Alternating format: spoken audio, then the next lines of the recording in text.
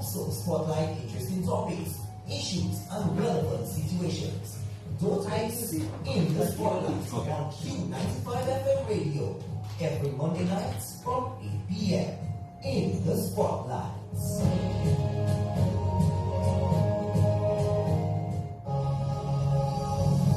In the Spotlight on Q95 FM Radio every Monday night from 8 p.m.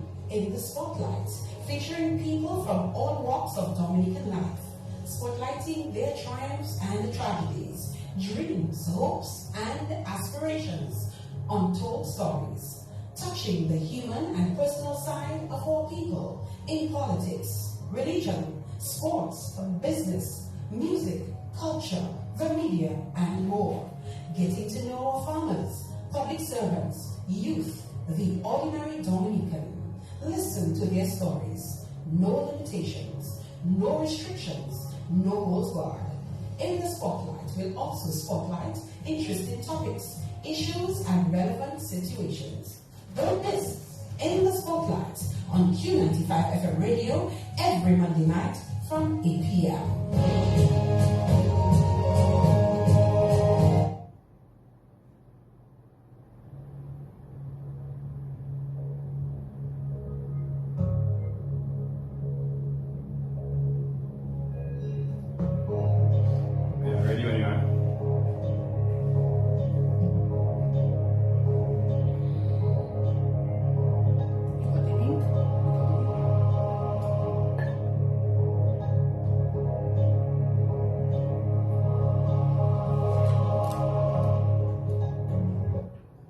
Something about the music.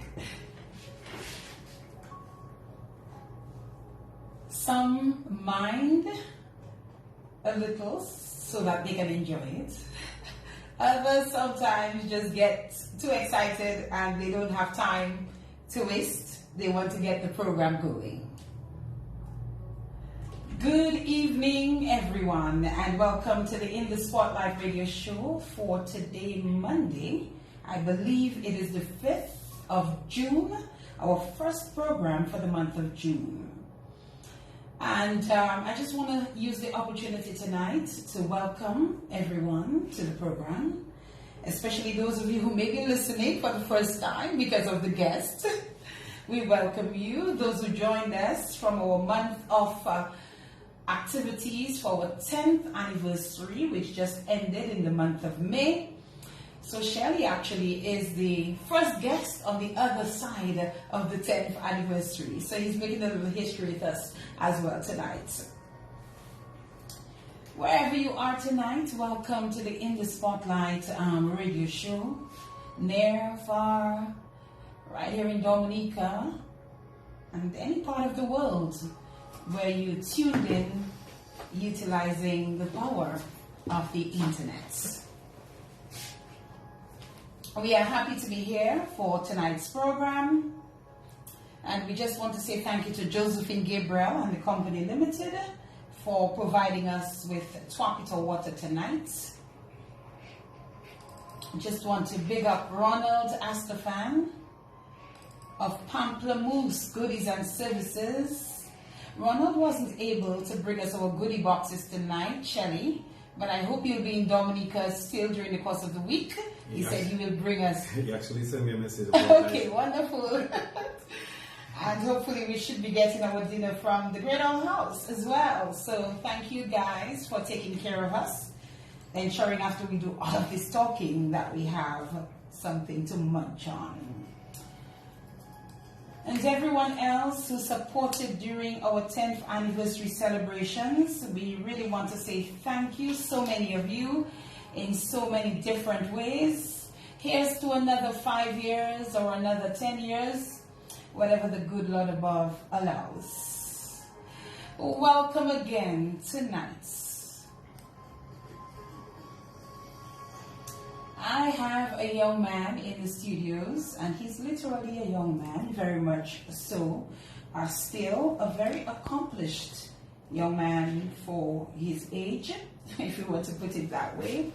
And he is here with us to share. Now, he's been here before, with his band, the Signal Band. But back then, you know, when he appeared, we were really just talking about the band vibes and music and all of that. But tonight, we're going to get the entire package of Sheldon, Shelly, Alfred, the artist, songwriter, musician, and tonight, designer too. What we're going to learn from this young man tonight is going to blow us away in many ways. And no pressure on him. I said that to him earlier on. Shelly, no pressure. And I also said to him, you know, I know you're not perfect. None of us are perfect. However, when you've been able to achieve what this young man has achieved, there is no question that you have to single him out as a shining example for many. And earlier on social media, I kind of put out a challenge, and I said to the parents, the grandparents, the uncles, the aunts, you know, the guardians, that if they have a teenager, a student, a young child under their care, that they should make the effort to get them, to allow them to join them in listening to the program tonight. I'm sure it was not easy. I'm sure there were many stumbling blocks. I'm sure there were many sacrifices that had to be made to achieve what he's been able to achieve on so many levels. And we're getting ready tonight to chat with Sheldon, Shelly, Alfred. We're just trying to get something going there. So good evening, everyone, and thank you so much for joining us on tonight's program. We'll say hello to our guest in just a while, but I must do this before we get going. This one, I think, made such an impact on so many people in so many ways. So let's start off with that, and then we begin the conversation. We may just be able to get a little more of this one a little later on during the course of the program. Shelly, good evening. Finally, I can say something, right? Good evening to the listeners and viewers of In the Spotlight radio and TV show, right? That's it. Yeah. Good night, everybody, and you know, it's a pleasure to be here again in a not so different capacity, but I think very more concentrated and detailed. It's my honor to be here. It's a pleasure. Honestly, I look forward to the next 2 hours in this chair. It's going to be phenomenal. Yeah, I try to make myself as comfortable as possible. Yeah. This song, Sheldon, before we get into more intimate details with you, I found out, I made the connection, right? Mm-hmm. Your style is called, your bouillon style, you've named Bouillon Love. And for some reason, when I read that, I kind of connected it in some way to Anibayo Love. Explain that to us a bit. What is this behind Bouillon Love? Yeah, I mean, honestly, I think it's not an invention. I don't think I invented any type of bouillon. I think there were bouillon love songs from way back when. But what I think it was is that I realized that the lyrics that I radiated, you know, music is an expression, and the vibes that I radiated was always about love of some kind, and you know, it was beyond the boundaries of love, a romantic love. It's not just romantic love. I felt like it was a love of country sometimes, it's just a love of self sometimes, a love, romantic love sometimes, or just love even for the people that you don't even like, which Anibayo Love is what it alludes to. You know, it's people you love, people you don't like, family, everybody just give love, and it makes everything is so easy for you. So that was where the bouillon love stemmed from. It was a kind of post-rationalization, you know, it was a realization that, wait, there's a trend, you know, I didn't sit one day and say, let's do bouillon love. Yeah. It's something that I realized after a while, that there was a trend, and those were my most successful songs, so that meant something. Anibayo Love struck us all in different ways. Tell me about the genesis of Annie by Your Love. Where did it come from? Yeah, the Annie by Your Love story is, and I like to big up the Annie by Your Love. The older folks that appreciate the song, they don't say the Annie, they just say by your love. By your love. I want to big them up. Yes. By your love, So we got the by your love crew. But I would say honestly, Annie by Your Love stemmed from Hurricane Maria. Most people don't make the link, and I will say why. When Hurricane Maria struck, I had limited communication with the band. When I eventually got communication with them, got hold of them, guys lost a lot, but then they were still thinking about our social responsibility. They were like, we need to give the people some form of music, that is get up their psychological well-being, and that was critical at that yeah, time. I was very critical. And they were like, we Signal don't have to do it, but Shelly by we mean you. Because I wasn't in Dominica for work in Maria, I was in the US. And the guys were like, that's on you. So I was traveling within the United States and I was on the plane. And that's when I started writing this song, still thinking about, because working in Maria, I cried. Yes. I literally went from a roller coaster of, I think, a storm had hit St. Thomas before, so I lost communication from my father. As soon as I started back hearing from my father, then the next one was by Dominica, so I wasn't hearing from my mother. And it was just a roller coaster at that time. But through flying, I was just thinking about the task of we have to do a song, and the pressure was on me. And then I was just like, I want to do this song, but the formula I want to create for the song is that, yes, it's after Hurricane Maria, but I don't want to say Hurricane Maria. I don't want to say Dominica. I don't want to mention hurricanes. I want this song to be palatable to any situation, any audience, any country, you can be feeling happy. You don't have to feel sad. I don't want people to hear this song and continue thinking about Hurricane Maria, right? Mm-hmm. So that was the formula I was like, that was thoughtful. Yeah, I literally write the only words that I will not say in the song first, and then on the plane I started writing it, got home, picked up the guitar and started. That was one of those songs that came from true composition, with a guitar and melody, and the music was then built around it. So thankfully, the guys in the band, they did put the music on it because I cannot do it all by myself. Mm-hmm. So Dins and the guys at that point they were producing on a generator at Jelani's grandmother's house. Wow. So they would go there and break the curfews. I know they can't get arrested.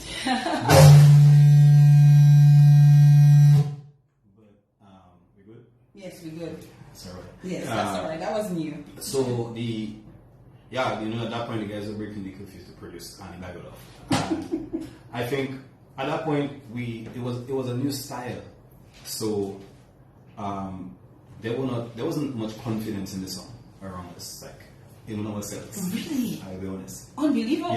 Yeah, really. To be honest, I was just like, it's a song. I was nervous. I was like, this is a new style. And Dins was our lead producer. Dins didn't like the song. Oh. While I was just nervous, Dins literally said that I'm not feeling that song. But Jelani's grandfather was the first person to say that you all don't understand, this is a big song. Like literally, he was like, this is a big song. And we still couldn't say what.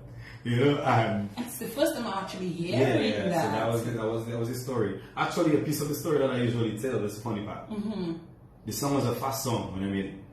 Yeah, man, sometimes I wish back it out. And when I sent it, Jelani was the first person to ask me where I got that. And he was just like, the message of this song. And he would say to you just like, Shelly, where you and that, and he was just like, the message of this song is so deep that it's going to get lost in the tempo. Okay. And immediately slowed it down. And maybe that was the point where everybody maybe lose confidence because it's new age. Just to release a slow weird song like that, so much singing, all of that. And we did it, and the response to that song just caught us off guard. And I think like the response to that song, you can't even trace like on media really, because I realized that song grew more on the radio stations and on a grassroots level. That wasn't a YouTube million views song. And you know why, Shelly? Because everybody could relate. Yeah. I think it was genius of you not to include Hurricane Maria, not to include anything like that in the song. and just, for those who are listening, by the way, who may not know what Bio Love is, we've not given them the English version, just in case. Just give them love. Just and give Bio them Love, love. just give them love. Just give them love. And it just blew up.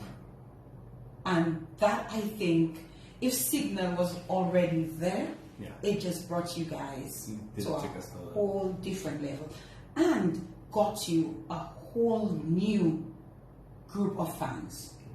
Remember what you said. Jelani's grandfather heard it and said, basically, you already know what all you have there. Pretty much. And that was it for Anybody Love. And it's a song that can be played at a wedding. It can even be played in church. Did you all sing it in church or something? We played in church. I sang in church. At my church, St. Alphonsus, and we still went to the Fatima. The entire band played there. That song has played in every single hole of the world. But it shows, though, first of all, the synergy within your team, your group, because there it is. They came and they said to you, Shelly, that one is on you. Okay, you took it and you said, okay. You sat on a plane and you started to pen your song.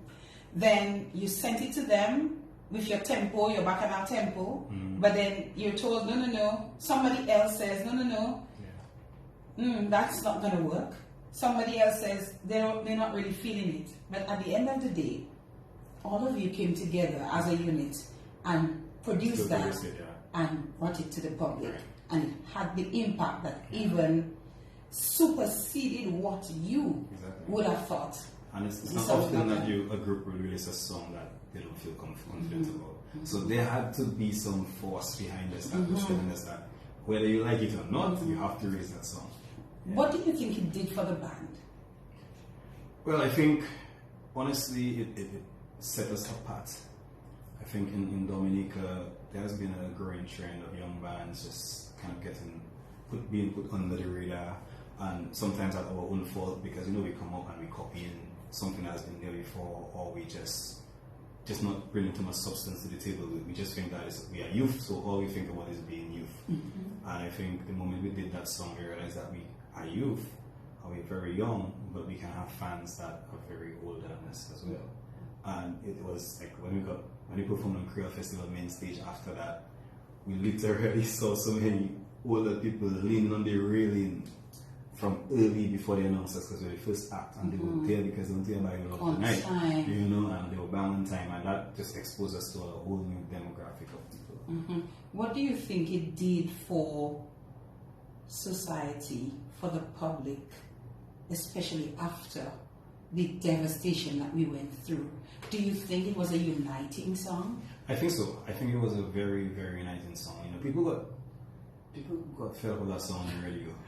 But it had to come from the radio, like it had to be radiated, because some people, the radio is all they had at that moment. The radio is that's what some people never lost connection through. So that song really was just a song to make people smile. Like, we got messages, voice notes of people saying what that song just doing for them in this time, and it was a time that just drew people closer naturally. Everybody was looking out for each other.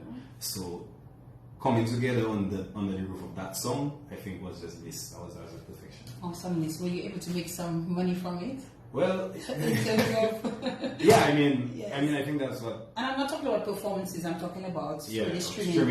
Yes. That was what really got us tip us over into streaming, and then we were able to use those funds for other things. Those funds are still there, growing too as well. But we were able to use the funds for a lot of the investments we have made over the years. Good stuff.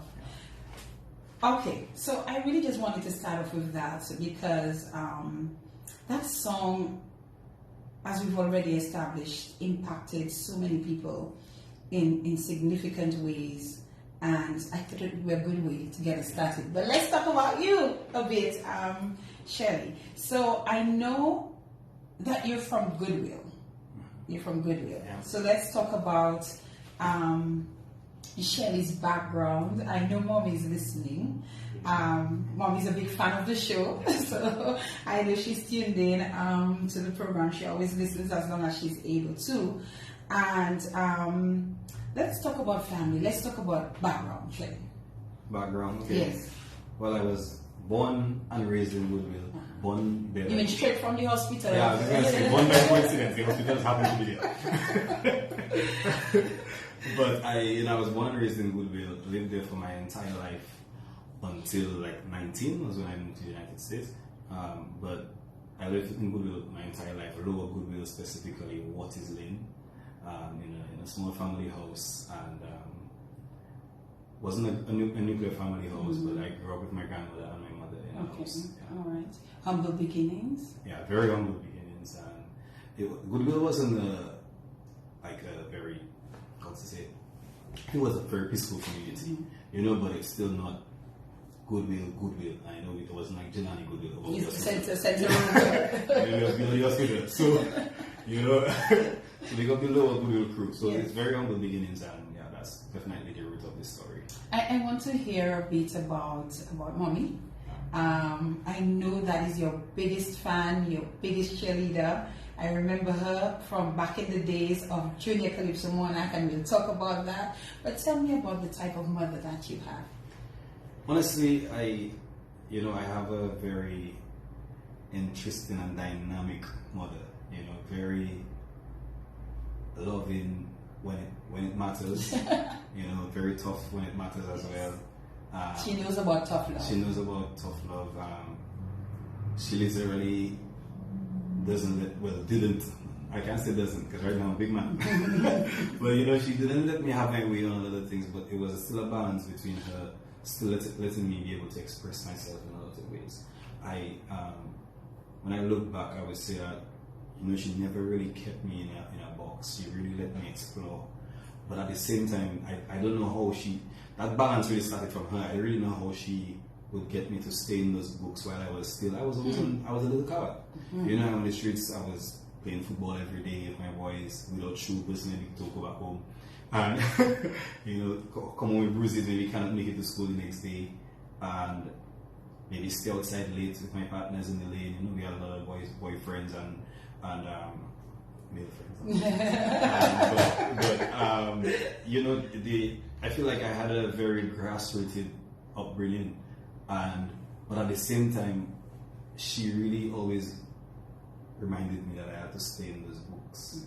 And she didn't just say it; she actually put action into it. She put money into it, and she had to have invested in you. Yeah, she had invested in me a lot. I think like sometimes when I calculate just my food for afternoon school, or even when I didn't have afternoon school and she just bring me to the gardens to study. Yeah. That was a budget by itself, And, she would do that, bring you to the gardens to study. Especially when you go to common entrance time, boy, gardens was home. Oh, nice. We were living in the gardens, or we still home down there. Yeah, but she took my education very seriously for me, and I feel like at one point it's almost like she instilled the principles, and she just let go of the steering wheel, and I steered it for the rest of the way. Like she didn't really have to hold my hand all the way. There were literally times when I got to university level, I guess you should tell her what decision I made. Like I was like, "Mommy, that's what I did," and and I realized that she got that trust in me from very early on, and I think that's once a parent instills that discipline in you and those principles, like they don't really have to hold your hand the entire way. What are those key things that she would have taught you that helped you to get to where you are today in terms of your achievements and reaching your goals that you set for yourself? Well, the old school term, you always have to have something to fall back on. that was one of her sayings. Also, I think a lot of the teachings were unspoken of. Like, there's not things that she would normally say, but her actions would be reflective of that. But things that she would say like if I were to challenge some of the ways that she would try to raise me sometimes, as a young man growing up, you want to have your own way. She always reminded me that one day I'm going to look back and be very thankful for the way she raised me. Have you? Always. Every day. Obviously. Yes. I'm very thankful for that. And honestly, I can't imagine it being any other way. I can't imagine being raised any other way than the way I was. And you also mentioned grandma, so I must ask about grandma and what grandma was like. Yeah, grandma. In this whole process. Yeah, grandma. Nice, loving, troublesome lady. But again, very loving. No day I would come home and not have something to eat. I think that was very important. Coming home and looking forward to the meals, even when at one point she was losing her eyesight and the meals were starting to get a little more interesting. She was making some jumbolos, she used to call them. She was making some jumbolos and I come in and basically just wondering what she going to put in that jumbolo today. And beyond that, but she loved her for loved her very much. And even my mama, we used to call her, she had a little shop selling candy, and that was my first job, Selling in the shop. Selling little candy, and on Sundays, people in the Pentecostal church would come buy their candy and all of that. And seeing her on some days where things slow, and she would just be saying, "Well, today I guess the little money small." Oh. Yeah, and I was like, "Granny, can't be little and small." And he said, "Can't be little and small." But that was the kind of, I think that was my first little job, and those were the moments that actually defined me and really think about it. And the young hustler from a long time, and coming outside and setting the table and laying the candy in their bottles and mints by their bubblegum chiclets, Yeah, that was right. You mentioned that your family was not the ideal nuclear family. Yeah. So if you don't mind, I would like to ask about that. What role did that play in your life? Yeah, that played a very, very important role. I think the story is maybe more controversial from my birth, but I think once I was, maybe from my mother's pregnancy to my birth, but I think once I was born, my father was a phenomenal man. From the moment I was born, from the moment I met him. I can still remember the first day, he didn't reside here. Okay. And when he came back from St. Thomas, first day he lifted me up and he asked me if I know who I was. Oh my God. He asked me if I knew who he was. And I didn't know. You didn't know? I didn't know that day. And, how old were you? Do you remember? I really can't remember my age Okay. at that time. I must ask my mother if she knew. And I remember it was from that day. And my father would literally, after that, the relationship was just, if I don't call my father Avex, if I would go on an interview and I don't mention my father, problems in the blessing. So I'm mother don't have man. I like that. Plots. And but it wasn't a thing where it was because I was on the radio. I wanted to say my father. He was playing his part. He was proud. Yeah, he was very proud. Playing his part. The entire St. Thomas knew that I was his son, for sure. And he passed away in 2019. And how was that for you? Very hard, especially at this stage of life I was in. I was pursuing my master's degree at that time, and it was interesting how I had to deal with that, but also interesting in what it made me come out with. I came up with new people, new friends, new qualities, and it's just being the one of the main people there for him at that time. Because I was in the US and he was getting treatment there, I felt like I made a lot of sacrifices, yes, but it showed that there are a lot of good people around. There were people that were around me that literally helped me make those sacrifices. Things I did, I would not afford on my own, to be honest. So very grateful for that moment, but at the same time, very saddened by his death. And everything that happens these days, I wish I could call him and tell him that if you have to know what is happening. Yes. Yeah. What do you miss most about him, though? Where do I start? The most one thing. You can do one thing. Yeah, it's up to you. If I were to miss one thing about him is, I feel like he had the most extreme ideas of, if I was to be stuck in some situation, he would give me the most extreme solution that I wouldn't go with it. I'll be honest. I wouldn't go with it. But it would just change my perspective, or it would trigger some other thought. So, for example, if I call him now and say, "Daddy boy, I Brooks," I would love to hear his response. No man, partner is called. Or you call everybody partner. Partner, if I send 2 Levi's jeans for you, partner, you put that on your back. Sheldon, you go tongue. And partner, you sell 2 jeans. partner, money is money, you know. Partner, money is money. You get? That is what he would say to Yeah, you. man, literally, money is money. Partner, I mean, Sheldon, you have to do what you have to do, you know, partner. Yeah, man. Yeah. And literally, and he literally did that. Like, he used to send anything you see in St. Thomas, he sent it in bulk.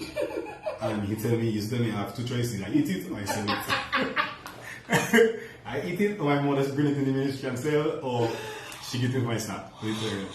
Oh my goodness. I didn't see that coming.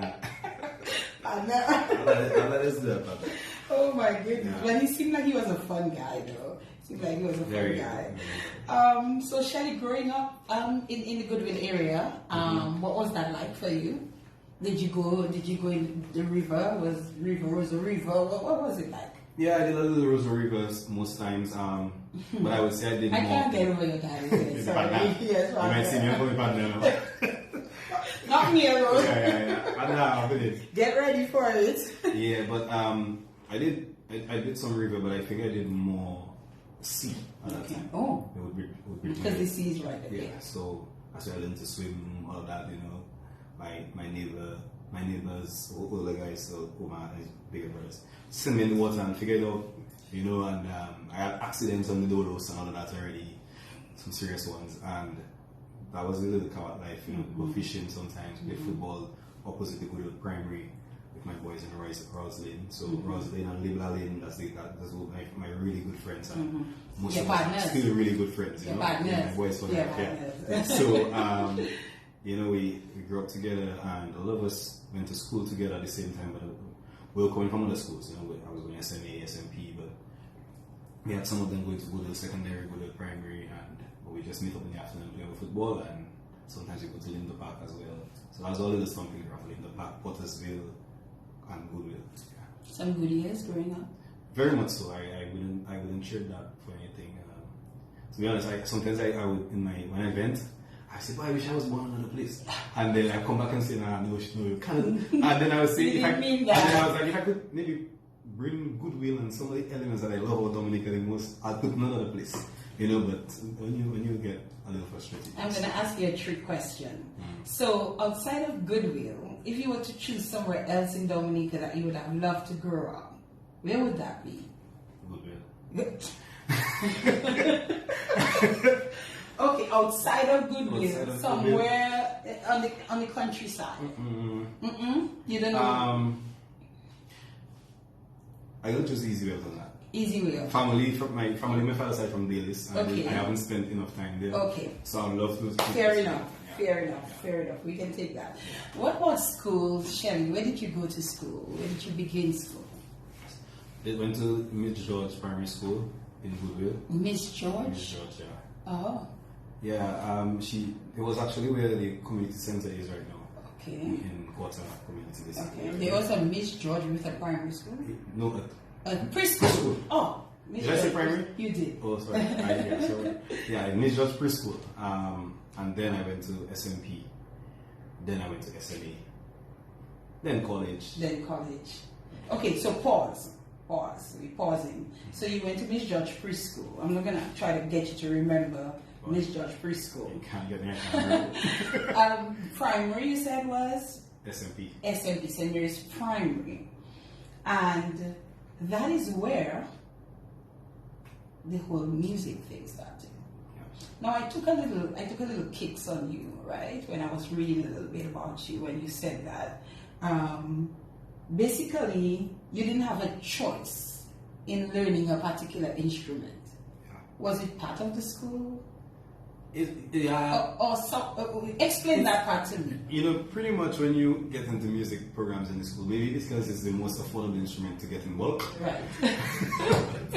But it's always a recorder. Right. You know, it's always a recorder, and you learn to play Myriad, a Little Lamb, and Hot Cross Buns, and these other songs. So, but it was good because, you know, I started to learn how to read music and all that, but it was non-negotiable. You just had to play your recorder. You just had to play. You had no other choice. No other choice. No other options. No other options, yeah. And that was it. Yeah, and I mean, wasn't so limiting because so many of us have gone on to play different instruments, even by that, but we just had to start by playing our little recorder. Yeah. And that is where as well, this we do a little segue. Yeah. The calypso was introduced. Yeah. Tell me how you started there at SMP getting into calypso. But before that, Shelly, let us see if we can get one of those. Oh my God, I'm so excited to play that. Oh. Let's take this one. Guys, let me know if you were following Shelly back then and if you were following calypso, more so junior calypso, and if you remember this one.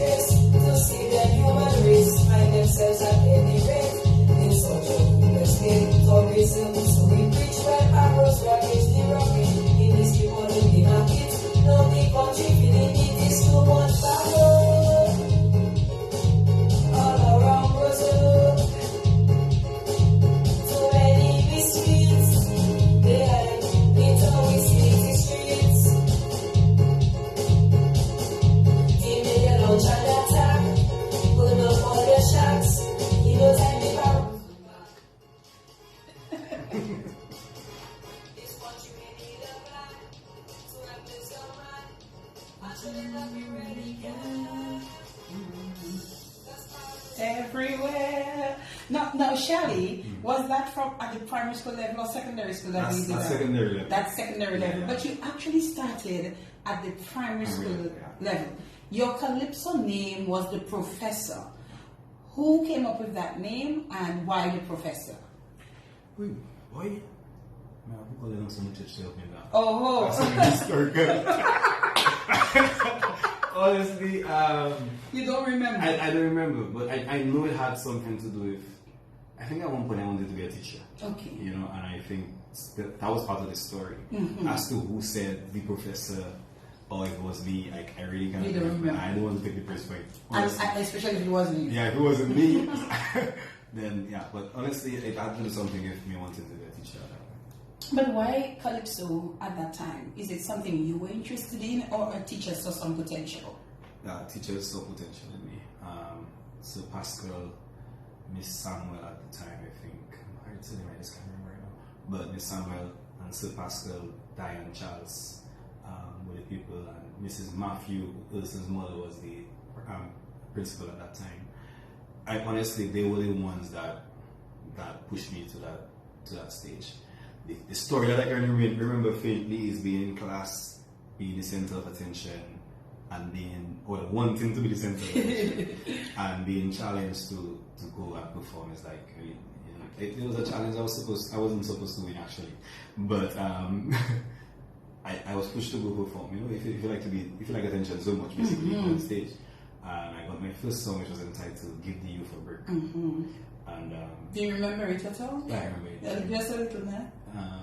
It was "Give the youth a break, judge us not by another's mistake. No more negative words and vibration, encourage us to build our nation. So let not those who do wrong be any good reason to put us down. So let not those who do wrong be any good reason to put us down." That's all I remember. And the voice has matured so much. It was clear though from back then. It was still very clear, but it has matured quite a bit. Yeah. Who wrote it? Do you remember? That song was written by Miss Samuel at the time. "Give you a break." Then my second song. It was a 2-song competition? No. I did 2 years. Even the next year? Okay. Yeah. Actually, I remember what happened. In grade 5, I did the SMP Calypso competition. And I was first runner up. Okay. So they were like, next year you have to go to junior monarch level. And the next year, I went to junior monarch with that same song. So basically, I had that song twice. Okay. Were you allowed to do that? Well, yes, because it was an internal competition within your school. Yeah. It was a... Okay. But yeah, I remember that year, it was my first year, and I came 4th runner up or something like that. I think they make a place somewhere that year. Not big, but there were a lot of competitors that year, so we had more places. Okay. So yeah, I was 4th runner up, and I was vexed. You didn't like that? Yeah, I came 4th. You find it more than you. 4th, man. Was that junior? Was that secondary school by then, or was that still? That was still primary school. That was still primary. Okay. School. Yeah, and I want to segue a bit quickly just to say that I feel like that almost didn't happen. Like music, maybe it almost didn't happen for me. Because I think somewhere about grade 4, we decided to migrate to the US. So I did 1 year of elementary school in US. Okay. I was in grade 4, and I just keep wondering so many times, like, well, what path I would have gone if I didn't come back to Dominica. And the reason I came back to Dominica is because after about first term and second term, my mother was like, she didn't feel like the education system was challenging me, and we came back. You came back to Dominica. So your decision, the decision to come back to Dominica was based on Shelly. Well, and yeah. We'll take that. I didn't make the decision, but it was based on me. Yeah. It was based on you. Yeah. We came back, and that was it. And that was it. Yes, and then that was great. I came back in grade 4. Then from grade 5, I started singing. So you started singing your calypso. Yeah, calypso. And I can't remember singing any little calypso in grade 4. So that just means that I don't know if it was a long time calling, but grade 5 is early enough. It really happened. Yeah, like 11 years old. Yeah. And then you moved on to secondary school. Yeah. And voila. Voila, I met Ian Jackson. Yeah. Very good writer. Very good writer. Very, very talented. So seems like from the first 2 years of junior monarch, he was monitoring me, and as soon as I stepped foot in SMA, he came to see me. September, very early. First day of class. Yeah. He came to look for me. Yeah, man, he came to look for me. He was ready for you. Yeah, I don't think the Paros Everywhere song, he probably had that written and all. Already waiting for you. Yeah. Imagine that. Yeah, and that was it. And Paros Everywhere winner. And then you won 3 years straight Junior Calypso Monarch. Yeah. This was another one. We'll just take a little of it that you did. This one is called My Exposition, written again by Ian Jackson. Yeah. Let's take a bit of it.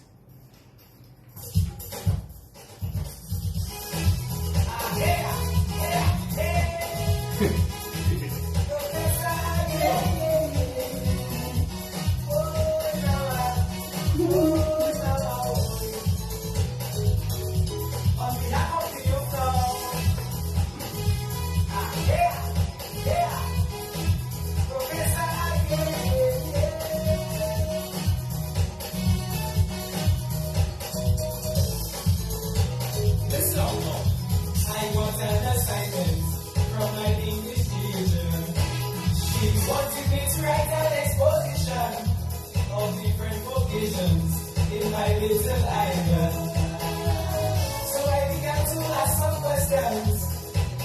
I wanted to write about a fireman, but some friends of mine had a same plan. So I chose to write my exposure.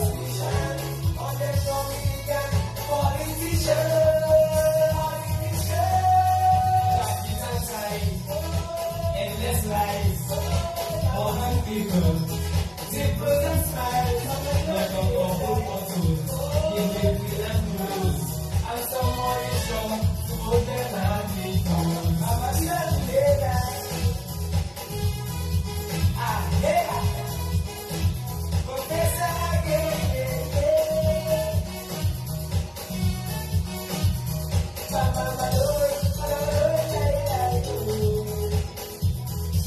I can't believe my assignment to my teacher. We'll see what I am so far.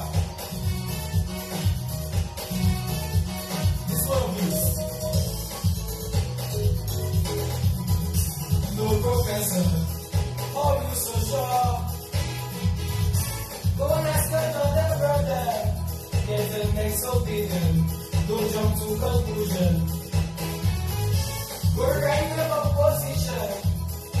So early on Wednesday, I go ready to see if I could get some lyrics. But before I could go, you and me, I'm not putting out the Lyrics. And that one was a little controversial. It was. Yeah, It it was. was too young to be singing that. Political vibes going on in that one. Yeah, that had a little talk on the radio. Yes, She was yes. singing these Yes. politically motivated lyrics. But I suspect that one was a little later into the... That was my last round. Because your voice, Yeah. I'm hearing the difference in your voice there. That was the last one. Good stuff, but yeah, good vibes. Yeah. You won. And again, Ian Jackson. Yeah. Ian Jackson was your writer and he stuck with you. Wasn't there a time that his daughter competed the same, one of the years that you she competed? competed. We competed. And she was first runner-up? I think so. I think so. I was actually judges coordinator for Calypso Junior Monarch. Thank you for the crumbs. For all the years, for all the years that he won, you know, I was actually the judges coordinator for Junior Monarch as well, and I was always impressed with you, Shelly, from then. Okay. And then, you know, I always knew you would have moved on to the national competition, which you did, but you didn't stay too very long. Yes. Let us know. You passed through. Pass on our boss. Yeah. You just passed through. But tell me about the National Calypso competition and how you got into it and why you didn't stay too long there. Okay, trying to think of that transition. Yeah. So the last round was 2011. I did CXC in 2012. So I'm on the agree. Not in that. No calypso that year. no competing that year because it took some energy. And, Yeah. and then after that, I went to college. During college is when I was kind of the signals formed. I started to be a cool young kid, and I got into the Buyo vibe a little more. I started playing for Triple K during college, so I was kind of drifting. A lot was going on. Yeah, I was kind of drifting, honestly, and you know, I pierced my ears. Like, you know what? Calypso. So yeah, that was a phase of life. You know, it's growth. You know, and but so I was in college from 2012 to 14. I was thinking about calypso now and then. I was like, I'll go back eventually. And then in 2015, I'm not sure what exactly triggered me to go back, but I just remember having a conversation with one of my cousins, Albert, and Pelham, drum artist, with a very controversial song was presented to me, and that was well, actually a few songs were presented to me, okay, and that was one of them, and I was like, that is the song I want to sing. And that was which one? That was God of Calypso King. Oh, yes. And I was like, that is the song I want to sing. I watch it, smile. I was like, I know it's going to be controversial. There's going to be some backlash and all that. I was kind of more prepared for it than the people on my team. I don't know. I've always been prepared for these kind of things. Although I don't get much of it, you know. But I sang that song and immediately, I think people were excited about the return. So, you know, I was glad I took the break because people were excited about the return. Also, the Calypso fanatics are always generally excited when they see junior Calypsonians go to the next level. Yes. And, you know, we need to see more of that for sure. But they're excited when they see that transition. So they were super excited, Professor in Big Man Thing, you know, and all I wanted to do was be in big man thing and sing a big man song and you know, make an impact that that I did. That's why I didn't stay, because I went to study that exact year. Okay, so you only did 1 year? 1 year. It was only 1 year? Yeah. Okay. I came back and I did a song, Dominican Houses, the following year, but I didn't compete. Okay. So, yeah. I think I maybe have that one. Yes, let's take a little bit of that one.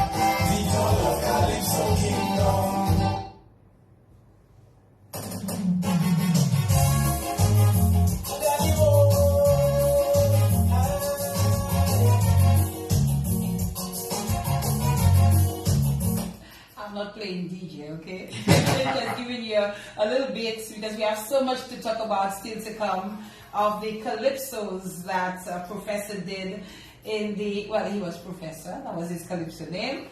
The one he competed with, two he competed with, God of Calypso and Good Professor, and then the other one was one that you just did the following year. Yes. And then that was it for you, Shelly, as we play this one a little bit in the background. So after that, you decided Calypso was not for you. What was the decision? What happened? Or is it that, were you concerned about the topics you were singing on? What would have caused you to, because I mean, Calypso is Calypso. I mean, we love our Calypso, you know, so somebody like you with so much potential, you know, at the time, why would you just... Yeah, it wasn't really my choice, and it was not somebody else's choice. I think it was just this circumstantial. It was circumstantial. when I went to study, I just didn't really have the time to dedicate to the entire calypso season. Being there from eliminations to the end of the competition, I just couldn't do it. And what I realized I would find myself doing is, so these God of Calypso Kingdom and Good Professor was penned by Pelam, but Dominican Houses was written by me. Okay. So that was my first calypso that I wrote. So from Dominican Houses, every time calypso season coming up, I write in a song. And my roommate at the time, Hardly, I would present the songs to him, and Hardly, work on that.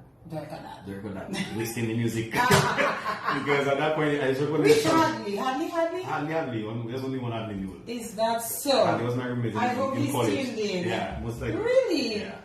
Interesting. So, and he's a musician too, isn't he? Yeah, he's a drummer. Yeah. So, Hardly would always be, my second pair of ears up to this day.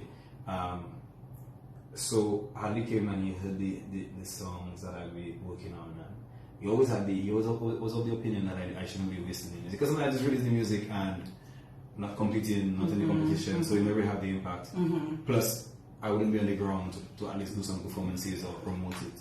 So that was the fear. I agree that I don't want to waste the songs. I think some of them will so fit in for the time, then maybe will still wasted because they weren't released. But I think I have a lot of calypsos, ideas laying around. In a vault I somewhere? have a little vault of that. I can imagine. Yeah, that's right, yeah. You think you'll make use of them at some point in time? Some of them, sometimes I just go back and listen to them, and it's very nice songs, Okay. So that was it for Calypso. We moved on from Calypso or not? Did we continue writing, for example? Not until this year. Not until this year. Yeah. Okay. Yeah. After God of Calypso Kingdom, I really didn't write anything. You didn't. I was writing something else. I was writing calypsos, but not doing anything with them. Not doing anything with them. Yeah. So not even passing them on. Yeah, not even that. So you held them to yourself. No, but they were not finished. I would start them and then I would lose the motivation because Then Hardly would demotivate you, Hardly. Hardly thought. Yeah, honestly, blame Hardly. At one point I was just like, what I did not for it. Yeah. The ideas were really nice, and I felt a little pressure. I was like, if I give it to somebody else, then I have to finish right it. It was just the ideas that come up in my spare time, and I get a little time to do some music. And I never really stopped doing music once I went to school. So, but I still have to know when to stop. Yes. And I felt like I don't want to put the pressure where somebody else depending on me for a song. And so this year you came back and you decided you were going to write something for someone before we get into move to the bouillon element, and we have to move to the academic element as well. So we're just going to deal with Calypso and move on from Calypso because, we left you behind a little while. He left you behind, not me. So you decided to do something this year and you wrote for Shelly. Yeah. So persons may be hearing for the first time that you actually wrote her second song. Yeah, maybe. Maybe they might be able to. I'm sure, because I got to know that you wrote that song. I don't remember how, but I'm sure there are people who are probably tuned in now and not knowing that you wrote that one. Tell us about that song and how it came about. So, Shanice has been a fan slash friend for years, supporting Signal from day one, and nobody have more signal shifts than Shanice. I'll start by saying that. Wow. She literally have maybe a merchandise of everything that we have launched. But beyond that, one day Shanice messaged me on WhatsApp and she was like, I need a song from your pen. She needs a song from your pen. I like that. And she had already started singing Calypso, so I think it was sometime at the end of last year. She was like, she needed a song from my pen. And I thought she was joking. I laughed it off, but then she come back again, she might be. I was like, oh, Shanice, serious. And honestly, I mean, she already told me that she was never joking. Like, I wasn't going to joke for a joke, but from the get-go, she was never joking. She was very serious. And obviously, at one point, I got some messages, Sheldon, I'll do say it. That's it. Just to remind me. You better move. Start taking out that pen. She basically told me I will not escape from that. That's the song that she wants to sing a song from my pen. And the idea was actually given by her. So she and her team sent me an idea saying that they're just thinking something about rolling a rosary and just think about the times and do something. They'll leave the rest up to me. So I was like, okay. It took slower than I thought. Maybe I was a little rusty. you know, on the calypso vibe. But there were many nights I would just pick up the guitar, my acoustic guitar, and sit on the porch, or sit inside and just vibe it. Fall asleep with the guitar on me. Sometimes I try to vibe it. It took a little longer than I thought it would take to write this song. Then we had nice little meetings with the rest of the team sometimes, and they would give input on lines that should change there and there. And I like that process. I like to take my time to write a song and team effort. Yeah. So that was that, and at the end, because I was a little under pressure, you know, because clock was ticking, and I couldn't let no shine, so I had to do that. So it's only when this song like released and I saw the people like loving it, I was like I did that, you know. You did that. Yeah. You did that. Yeah. And she too has a very beautiful voice. Definitely. Very strong, deep, beautiful voice. Yeah, definitely.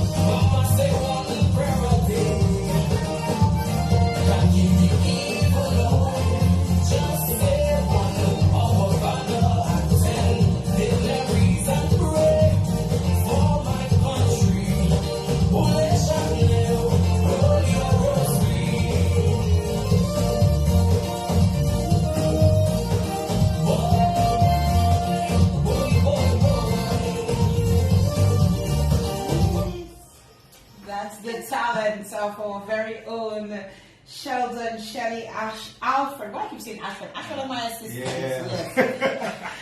She would just say Shelly. So this is talent right there, Sheldon. And that young lady, I actually thought she should have been in top 4. And I actually said to her after the show, I said, you know, I felt you should have been in top 4, but don't give up. You know, please come back. And if she's listening, she'll remember I said that to her. She was dynamic. That song was well delivered, well written, and well delivered, even if it took you some time. Yeah. So take some credit for that, take some kudos for that, Shelly. And this is good work right there. Powerful music, powerful execution on the night. Good stuff. That means you better have some going for next year. Yeah, no, next year. Yes, you know, I don't foresee you coming back to Calypso in a while. Probably not, honestly. Probably not. Yeah, It's not. Maybe it's not part of my short-term goals. Okay. I will be honest. I've been telling my fans next year for so long. I feel like it's about time I start being honest with them. I still have been honest and say that honestly, it's not in my short-term goals. Yeah. Okay, but we would love to see you return. But yeah. For sure. You have a good voice, you could write, and you're good, you deliver well, and you have the stage personality, and you have the style, right? So definitely something to definitely think about in the long run, in the long term, when you're settled, and you feel like it's your time to make that return. You're very young, very, very young. So, we're not going to say your age, but you're very young. And you've been able to achieve so much so far. So, we're going to transition, Shelly, from Calypso to your band. that band, from my understanding, started at Goodwill. Yeah. While you were at SME. Yeah. So take us back there to that. Yeah, I mean, it started like Goodwill based on where the members, the main founding members lived, but we started practicing in Cross Street, Roseau, at the Rolls. Okay, So many bands were built there. You know, so we go to Mr. Roll. But yeah, the band started by. Okay, not to interject, I just forgot something. You did win Sheldon King of the Tent. Yeah, I did. Yeah. With which song? God of Calypso King. God of So Calypso that year King. I was a finalist and I won the King of the Tent. Yes. Yeah. So you made your entry, you got into the finals, and you. Won the King Did you of the forget something? Did you forget your song? Finals. The final. Did something Finals happen? in the Good Professor. Of course. I know. I forgot that song. Not to take us back to Yeah, that. I repeat two lines easy. Something happened. Yeah, I man. remember that. Yeah, I wasn't getting the lines. I just sing me when I just sing. I was still judges coordinator. I don't- Yes. I don't think so. No. How long ago was that? I was 2015. 2015. 2015. I don't know. Maybe I was. Maybe I wasn't. Yeah. Yes. But yes, I know I have to go back to that. Yeah, man. But you did do well. You won Amsterdam King of the Tent. You made it to the finals. You could have placed, who knows, but you screwed up. I screwed up. Yeah. Yes, you did. You had to Maybe go back to that, Shelly. maybe that's why I'm not going back. Maybe that's why you're not coming back. So back now to the band. Yes. I just have to go back to that for a second. Yeah, so the band started in 2010. Was in the summer. We were actually approached by a school friend at the time, Mosiah Challenger. And music. And Mosiah was like, boy, you're time to be all the man talent, all the man talented. He checked out the brothers first, Darren and Bill, and those that were keyboardists, and he told them that, you know, we need to pull some guys together. Obviously, these guys, we're already doing our thing on the porch, they're making our little tracks. We don't have a band. We're doing some things on my grandmother's table that she's selling this with tea. Is that as so? they used to be bonging. So as soon as Mosey tell them that, Darren Donnell like, Shelly, we have to that, but I was playing guitar at the time, I was no singer. So you had graduated from, what is the first instrument you play? From recorder. Recorder Long time to ago. guitar. Yeah, my mother put me in guitar class in the summer. Awesome. Yeah, and Okay. so guitar class, learned some music theory at that time. So yeah, guitar time, and we went to Mr. Romano house, and we had some other members come on board, and we actually held auditions for a singer. We didn't have a singer, so we had auditions. Because they just pull musicians together. So you were a musician, you were considered a musician at that time. Yeah, You were not into the singing. No, I wasn't singing. So it was the musicians were Darren Donnell, Malikas on drums, and Malikas was my good friend from primary school. We also were singing Junior Monarch together. I was on guitar. Who was playing bass guitar? Krabs. I think Krabs was playing bass guitar, and Krabs and Namin, Mr. Wilson, interchangeably. And we didn't have a singer. We had auditions. We had like Cocotet and Mike and Dylan. Them are going, boy, you know, all my boys. You know, some of them just because they're my boys, they come and sing. Some of them actually could do a thing. So Dylan is the oldest brother of Darren and Donnell. You all were teenagers at that time. Yeah, literally, I was 13 years old. You only got it. Okay. You know, I'm not just judging. 15, yeah, somewhere around there. I think Dylan was 13, I was 15. And we started doing our thing, we did the auditions, we got 2 singers, they couldn't get along. But that story so far, I wasn't really that way. But what I would say was the one of the main takeaways of that. We won't be funny. No. Yeah, the man couldn't get along, so basically one left, and apparently, like, I don't believe where it is. So anyway, that was the group of signal. Then all that time is practice, but there was no real signal band. The band wasn't named at that point. We were just practicing all summer. We were practicing songs like "Pump Me Up" with him. We were playing "Pump Me Up." We were playing "All Aboard," all these old classics.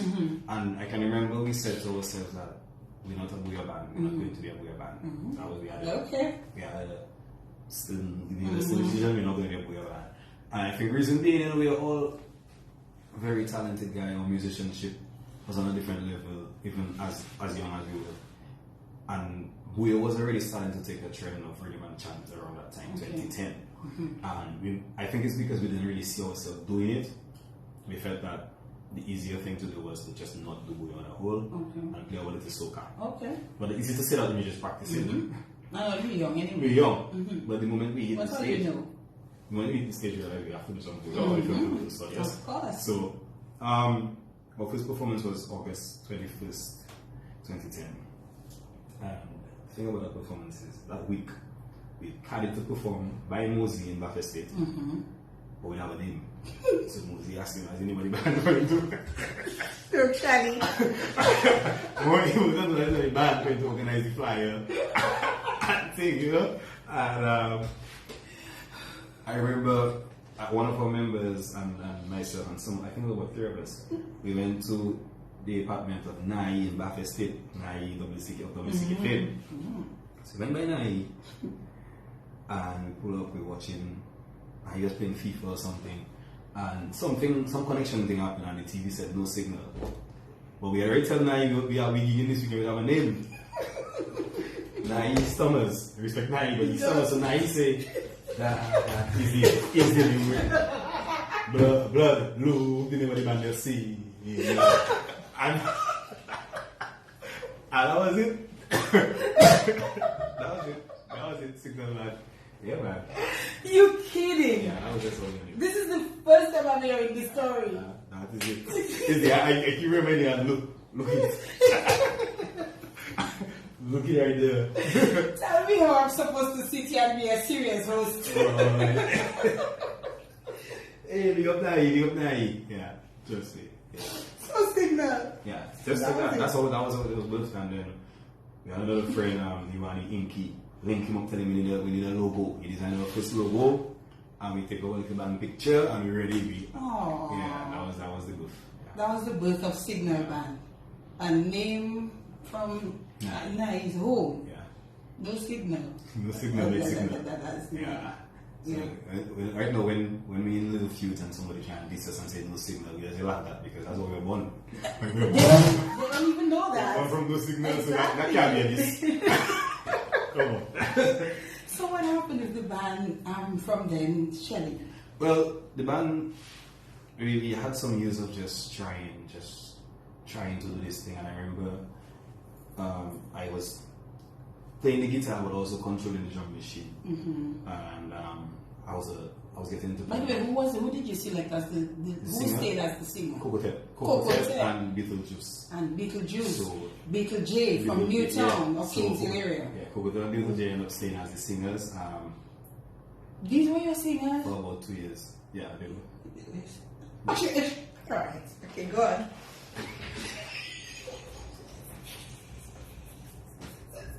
Yes. Shelly. Anyway, so I was on the guitar, and I think after some years, when we started to really get, we always had potential. I mean, see what we become today. So you can imagine, we started, we had potential. Yeah, man. And I remember in a band meeting, like, we started, when we just started, we were just playing music.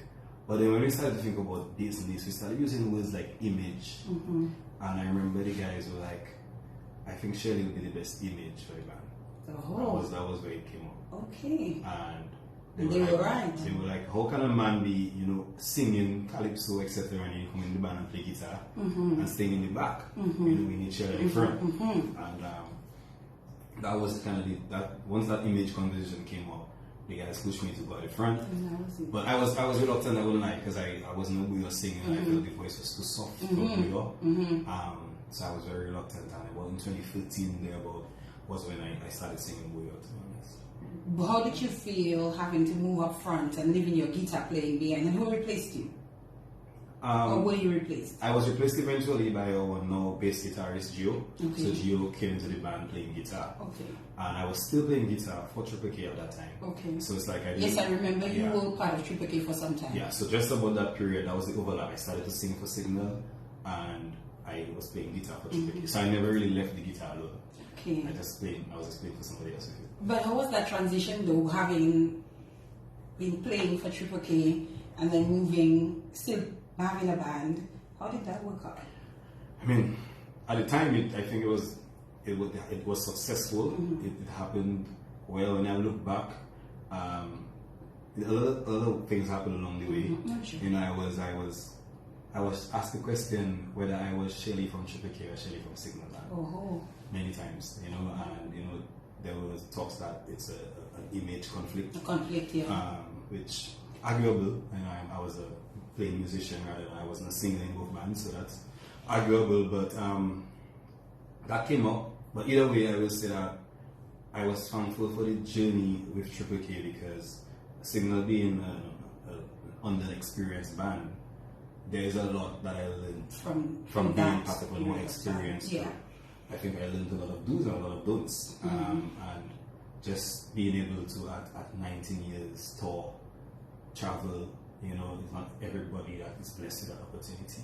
So I will say that no matter what me and these guys go through today, I was thankful for that opportunity at the time. That's important to recognize. Yeah, and it definitely brought some early experience that I needed, and maybe is very definitive of my story right now. Being exposed to certain things early is very important. Mm-hmm. So, were you the one who departed?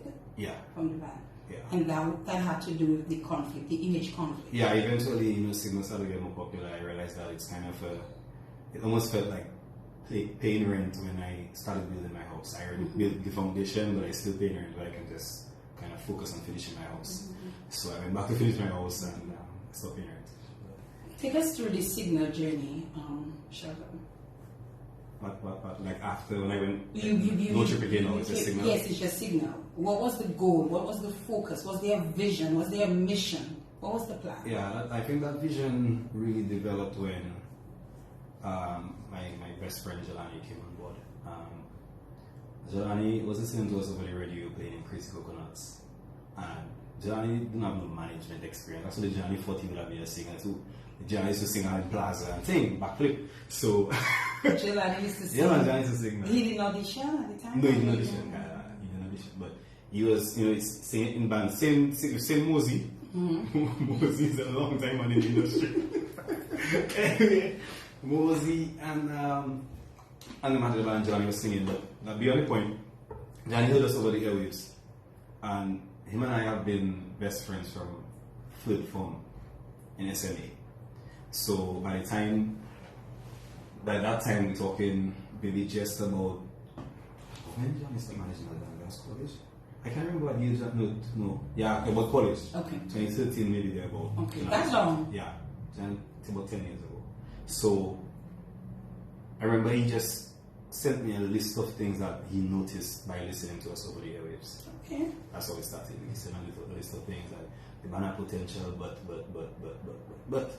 So I was like, well, as my friend, come and share it with my other group of friends. And I tell him, come in and talk to the guys and tell him what you think. And that's how it happened. Like, Johnny just became our manager. It was an interesting experiment because when bands go after managers, they go after well-established persons, businessmen, etc. But we had basically a peer being our manager.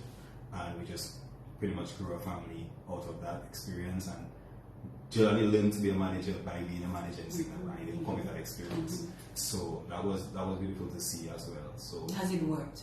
Yeah, definitely it has worked. It's working, and I think while there's a lot more to learn, I think we're on the right path because we're moving together. Tell us about the growth process of the band. When you came from being a little band to now a very big band. This band turned into a big band. That's it. Yeah. That transition, honestly, I owe to many things. I think we owe it first to God. You know, God saw us through this journey because young bands don't make it in Dominica. Honestly, you have to be a lucky one out of the bunch. And especially in our time when we started this band, there were about 10 young bands all battling to get through. And I remember I had to make some harsh decisions because I had already seen the vision. I had seen the vision where we'll be asked, for example, one simple one, we'll be asked to open for Triple K while I was playing for Triple K. And I declined. I used to be like, nah man, sing not play. But because I was in Triple I felt like I would be a very good mesh. But I was like, no, because I knew that people come to see Triple K in a Triple K jam. And I felt like I would more devalue signal than add value. And from early I made that decision. So these kind of decisions played a big part in us starting to build a brand, because that's really what brought us to where we are today. We built a brand. And building that brand, we had harsh decisions to make. We had some people that didn't make it on the journey with us today. And some of them we are good friends, some of them we don't speak to, it doesn't matter. But some of the harsh decisions had to be made, because I remember when Jelani came in, he said he's a cricketer by profession, and that was a skill and a gift given to him that he was able to monetize. And he said, you guys also have a skill and a gift, and you should be able to monetize it as well. And that was like the change in perspective, the shift in perspective is how are we going to be like, yes, music, yay, but make some money on it. And that forced us to then kind of develop, okay, what is our sound? You know, what do we want to radiate? What message do we have to tell as a band? What kind of people do we want around us? All of that were the questions that we had to ask ourselves. How can we build a unit that will last a lifetime? How can we let the public also see us in a different light? And the answers were what? What's our sound? Our sound was something that honestly we had to accept the fact that we were playing a big part in the sound of Booyah for some years.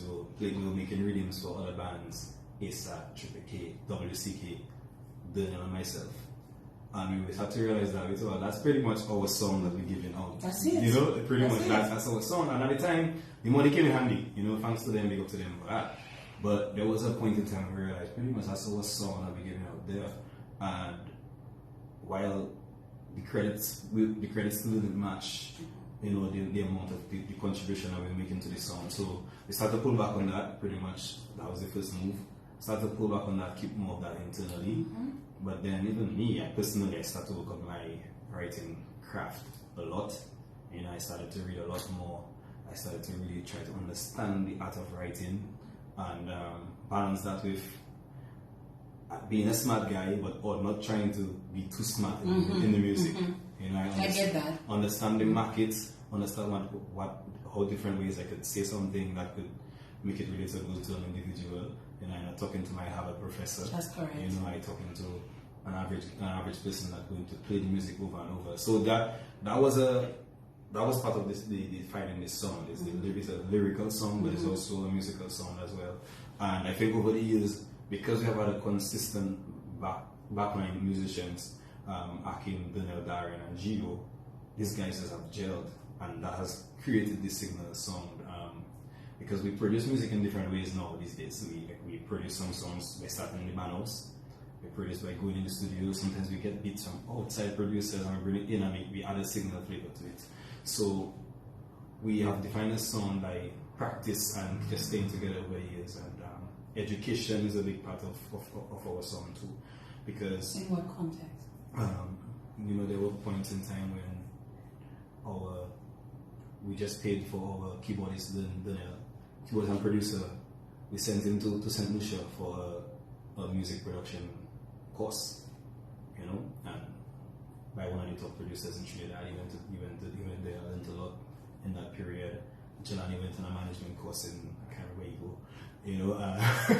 I think Dylan also went somewhere, maybe in Dominica, and then some of the other guys did live engineering courses, all of that. So you were investing in your people. Yeah, that's pretty much. Yes. Yeah, we felt that honestly, we have to learn. You have to really become an expert at what you do for you to really see benefits. And you cannot just like a musician and every day I recover his hand, if you look it up.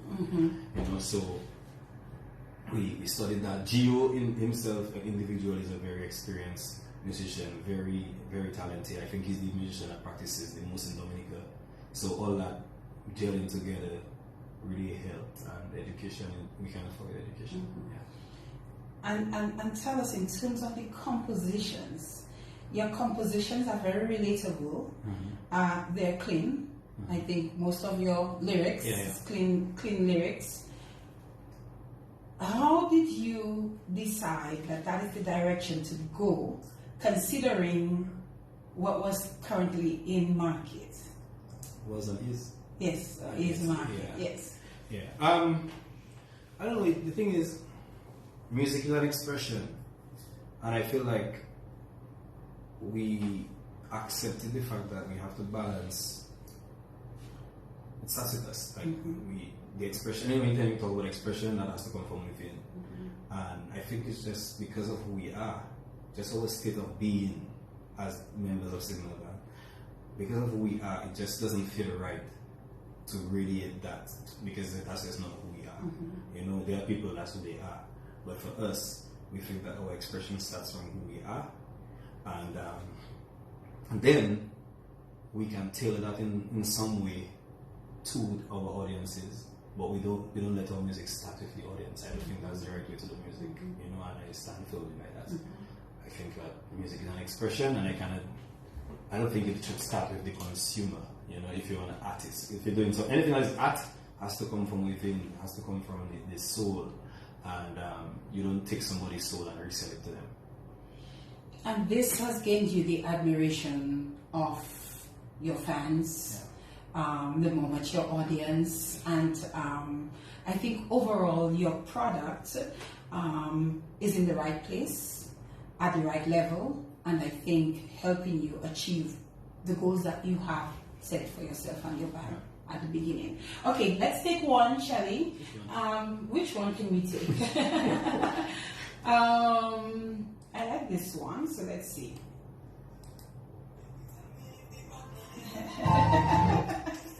That was the one.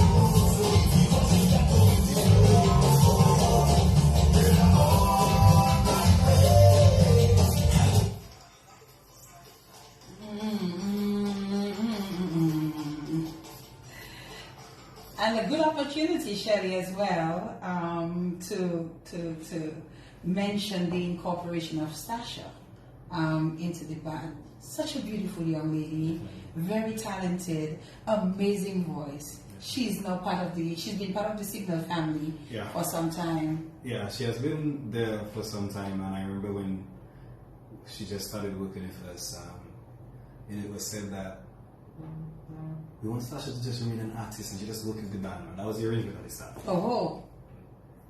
But eventually it was mentioned so well, it was just working out, you know, and then she just became part of the band, and we were like, if Shelly's part of the band, but Shelly also remains as an artist, he maintains an artist identity, you know, and that also helps carry the band through. So why can't Stasha do the same? You know, Stasha is a figure by herself. You know, she's a very loved person, a very loved artist, and Shelly is also a very loved artist. Very loved person. And the two of you together. So together, Oh like, my come on. goodness. That's where we go. And you love. Yeah, together it's just good vibes. Good stuff. But Shelly, this particular number was penned by you, I presume. Yes.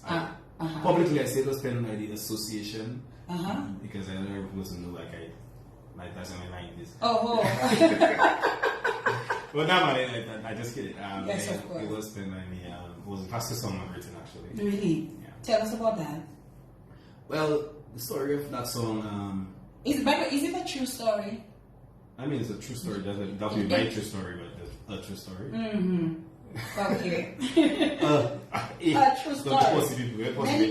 True story. Many people can relate. Yeah, that's yes. right. Mm-hmm. So, the song idea came. Well, the idea, the On My Way is a very popular song by Richie. That came through Liam, our road manager. Liam fetched a reading for that. But when it got to me, you know, this On My Way from Lionel Richie is actually a love song. It's nothing about side girl. He's on his way to, his person. His person. And that's it. But something in my mind was telling me, oh, I'm feeling something. I actually think I said I'm feeling something nasty now. But it was like nasty, like not in a nasty way. Just, I was feeling something rude, you know? You know, and that was what I was radiating. I was feeling something rude for that song.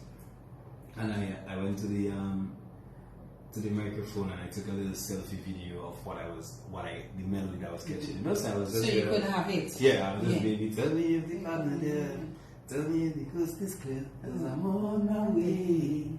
And post that on WhatsApp, put down my phone, continue working. And I come back, I just see him send. So I check him out, I'll go on the WhatsApp, I'll continue what's going on in WhatsApp. So Sorry, you're killing me tonight, you know. So when I see what's going on in WhatsApp, I understand about the people, so I realized, okay, this thing is viral. Yes. And for the next couple of days, that was all people were talking about. And the thing is, we had a production plan. That wasn't part of the plan to be released immediately. So that became a problem. But Feathers a little vexed with you. no, we wondering how we doing on it. Yes. Fellas are not vexed because we feeling stuck. Okay. Together, collectively we were stuck. Because we wondering, okay, should What we to do? cancel what we're going to release and release that? And fellas kind of reluctant because we should stick to the plan. We abandoned to stick to the plan. And at night, I was on the toilet. That's my thinking spot. You know, so I was there for a couple of hours every night. And I said, okay, I have to send an executive decision or executive sort of way I think. I just send that thing. I need to share how I feel it. Because that energy I feel from that song, I say, guys, forget about this other project right now. We need to release this song now. That is the song we need to work on right now. We have to shift gears, whatever, and we actually just shift gears and that was it. Start to write that by the night. That night, send a PDF. And the next night, maybe send a PDF for the guys of the lyrics. I named the parts for the different singers to sing. And I tell them, yeah, we're recording that. I said, start shit tomorrow, sales, make that happen. You know, and that was it. We really fast forwarded the production of that song just because of it went viral and we just had to do it. We didn't want the momentum to die. You couldn't. What was the other project, if you don't mind me asking? It was actually the party mix called Booyah Vax. Okay. It was that right? Yeah, 20,000 people waiting for the Booyah vaccine. So that was it. Because I think we were pandemic. We're still kind of pandemic when that song. Very skilled, young man. Thank you. I mean, I'm just thinking. I remember that vaccine song, and it's So that was what we were working on at the time. So you see, you can make good music and it can be clean. Yeah, for sure. And everybody can relate. Everybody knows that's possible. Yeah. Oh, Jesus. Yes, it's 9:42 in the studios and we've not even got to Harvard as yet. We need to go to Harvard in a while. But let's take another one. You do collaborations as well. We don't just move from the band, but you do collaborations. And my favorite collaboration for 2023 is We're Ready. Yeah. That you did with Thriller.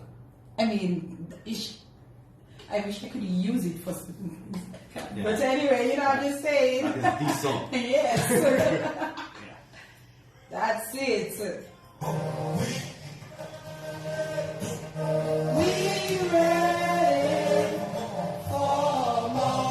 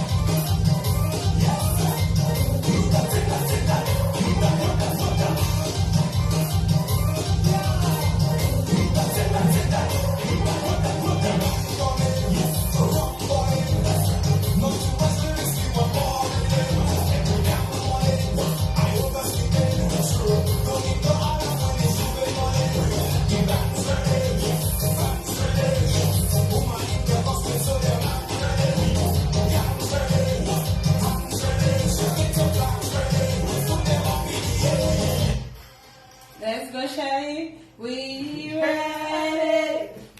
We ready for more. Sasha number 2.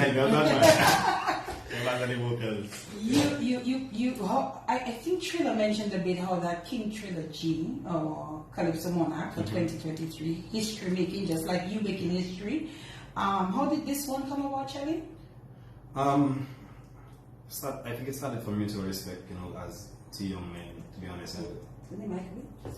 Sorry. Yeah, started for me to respect as two young men. Triller and I, we greatly respect each other. Especially, skill, but also just as a young man, he's a great young man, it's just a great young man. And, we have a mutual respect, that's the start. Well, we have been trying to do a song for a little while. It has gone from many avenues. It has went from management spoke. We had a meeting a time and tried to have an idea, and you're in a budget and that's the video we're going to do for that time. But the vibes only came when Triller and I link. When you did your own link up. Man can't make that happen. I overlink. The creatives, nice. So Triller sent me the idea. He's actually the one that sent me the idea. I was like, okay, I went back. I gotta get ready for that. So I get ready for that, send back, and then went in the studio and just make it happen. Fantastic. Yeah. And I'm just coming to the realization. You are a producer. You make beats. You write. You sing. I mean, like really. I don't produce anymore. You don't produce anymore. Yeah, I cannot take a step back from that. But isn't that involved in the creation when you compose a song? Yeah, I'll be part of it, but actually sitting down to do it, the execution. You leave it to. Yeah, I leave it to Dins. Dins does a lot of that, and we love to collaborate at Signal Dance. So, for example, We Ready was co-produced by mainly produced by Maskman. Maskman does a lot of ASAP productions. Okay. So we love to collaborate. We collaborated with him, we brought it in the studio and we worked on it. We still kept him through the process. And we've been doing a lot of our latest songs like that because it feels better to collaborate with one, but you get different songs. Like so many trending songs in Booyah these days and so many people bringing different flavors. My biggest fear, which I always express to the band, I would hate for all of our songs to sound the same. So I really try to bring in different producers. I'm just seeing a note there from someone in the chat. I opened up the chat because I just wanted to see what's going on in there. And she's saying, I'm wondering what is the process of quote unquote getting the rhythm? Getting the rhythm happens different ways. Sometimes the producer just sends a beat, a drum machine with some drums, etc., something the keyboard. And you do that kind of thing too, right? Yeah, I used to. I used to, but for us non-musicians, sometimes you have to break it down. Yeah. So that is the actual physical production on the computer using the softwares to put down the little drum machine, tuk tuk, stuk kuduk, and the little pads. So fetching the rhythm would be sometimes sending an idea to a producer with a voice note and telling him that's what I want. I want something for that. Or sometimes they just make stuff and send it to us and be like, I'm brand new, make something on it. And so I've done things differently. But for We Ready, it was getting Trilogy gave me the We Ready idea. I sent it to Maskman. Maskman sent back something to me. I sent the Trilogy. We had a nice little triangle going on until we decided let's just go to the studio together. And that was the beauty. We actually penned most of the song together in the studio. So I was missing lines and Trilogy was missing lines. And give me a line, I give him a line, and when the charge like a battery ever ready hit me, I said, Triller, that's your line. Charge like a battery ever ready. I love it. That was it. Okay. And you do that you all perform. I've seen you been at events where you all actually perform together. So he comes and performs with you guys. And you do you've done other collaborations as well. So that is part of what you do. Yeah. And tell us about some of those collaborations and what do they mean to you to collaborate? Well, honestly, I've done a lot of them, and number one, the importance of collaboration is that you can sort of cross-pollinate audiences. My fans, or somebody else's fans are not necessarily my fans, but because I do a song with their favorite artists, automatically they might feel like, boy, I like Shelly vibes here because Shelly collaborated with my artist, and vice versa. So I think first of all that exchange of fan base is very important. You know, you cannot just stick in your bubble and argue my fans, my fans. If you want to grow and expand your market, then you collaborate, whether that's on a local level or regional level. And I feel like that was part of the success of We Ready and just Carnival. You know, we had collaborations and people flock to us for different reasons and for different artists and all of that. So that's important. That's important. I must touch as well, and then we're going to move on. The fact that the band is also a business, and that business comes to life, especially during the carnival season. Yeah. So just tell us a bit about how this business concept came about. Business concept, mainly the reason for it is that we have seen many mistakes over the years, and we had the thoughts that we cannot allow ourselves to continue on the patterns of our predecessors of not really capitalizing on our popularity. Music is something that it starts as the art, it generates popularity. That popularity is supposed to generate income. That's what happens. Popularity becomes influence, and the influence is what generates income. And that's what happens in the music industry internationally. Is how do you generate money from your popularity and influence? So we were like from early, we need to start calling something on our own, which was in Illumination. We need to start calling something on our own, so that it might not look in the first couple of years, but we know that down the line we have something to say, okay, that belongs to us. You know, and that's where the concept came about. After a few years of Illumination became staple. We moved on, and I collaborated with a group, and we brought Fantasy Tribe. So we just want to keep on. It's like children. It's like with the investments. You know, you're making children.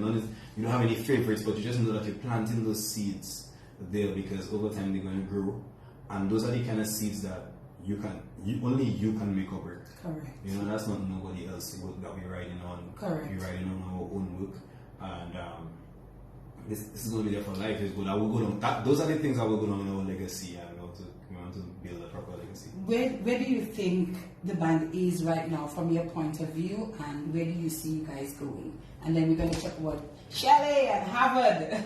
A long ways to go. I think the band has definitely progressed. When we look back at where we were and where we are now, I think one of the strongest things to consider when you think of Signal Band is that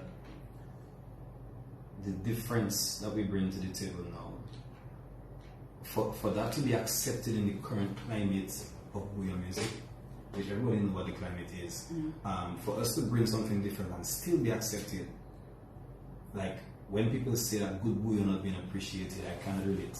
I literally will tell them I can't relate to that. My music is being appreciated, and I always say that I have a different breed of fans. I thank them for that. And even the people that like the other kinds of music that we don't produce, they like our music too. So I will say that is one of the points of progress that we can point out, that we can still stand out among any other thing that's happening in booyah or that climate. I think now we need to think of the next level, regional, international. What do we have to add or take out from that sound to get to that level? Or maybe it's not about the sound, maybe it's about the marketing of the sound that we already have. It's what we have been doing, the homework on. Homework one, to build capital to do it, because marketing is a money making business. You need capital to market. So we have been figuring out how to build that capital as one, but also just how to get to the little corners of the world with our music, or get the music there, even though we don't go, but the music need to get there. Okay, Shelly, Thing. the musical designer. Yeah. That's your overarching name or message, or how you've branded yourself. Yeah.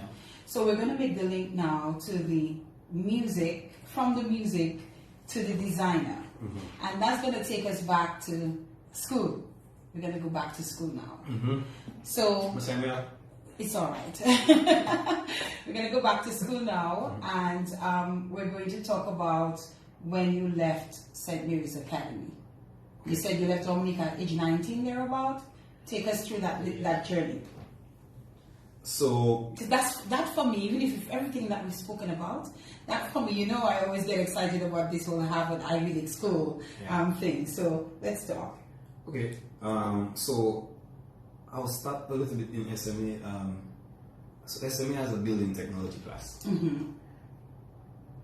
people call it Woods, Woods, Woods. But when I had to choose a class, I think it was around field for me, kind of have to choose a concentrated path. I think it's whether IT, agriculture, or building technology. I might have one more. So I chose building technology. But that was because of a curiosity I had about architecture. I was just like, curious about how buildings are formed and how they're constructed. On an elementary level, I was just wondering about that. So I saw building technology, so I was like, that must be about that.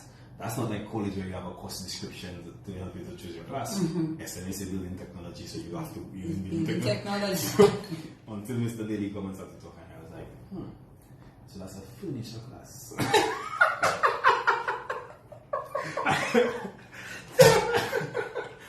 I check in people as a furniture class. Lord Jesus. So we literally were designing, quote unquote, and building furniture in that class. So I built a piece that's actually still going good at my childhood home. But we actually were learning the fundamentals of technical drawing while designing furniture. And that continued to trigger the curiosity that I had for architecture. So after I was done in SMA, I was like, okay, when I go to college, I'm going to study architecture. And I went to Dominica State College and I did an associate's degree in architecture. Now, I'm a kind of person, I just felt like my foot on the gas, I should just continue pressing the gas. Opportunities were rising. I think I graduated as a top student in the Faculty of Applied Arts and Technology in college. So I got a scholarship to go to university. So College in Dominica? Yeah, college in Dominica. Okay. So I got a scholarship to go to university, and my mother was like, yeah, it's about that time, because I think I did like 1 year between I was just chilling, traveling, playing my music, and chilling. And mother was like, the faster you do it, faster you finish.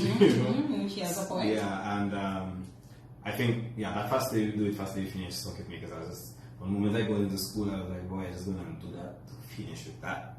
So right now, people ask me about PhD, I just like, calm down. Take it easy. Slow down. Yeah, and I think I finished with school. Anyway, so, when I got to university, I studied architecture. Hadley was a key element there because Hadley was doing architecture at the same school that I went. Oh. So I remember we met in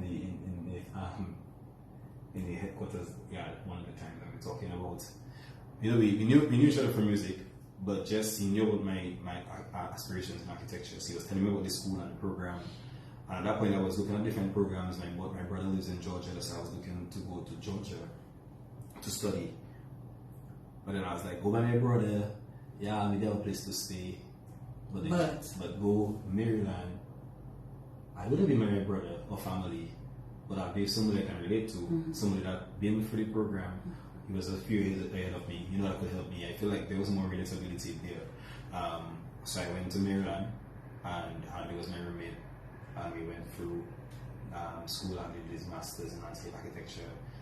But I didn't do my master's at that school. He did his master's at the school.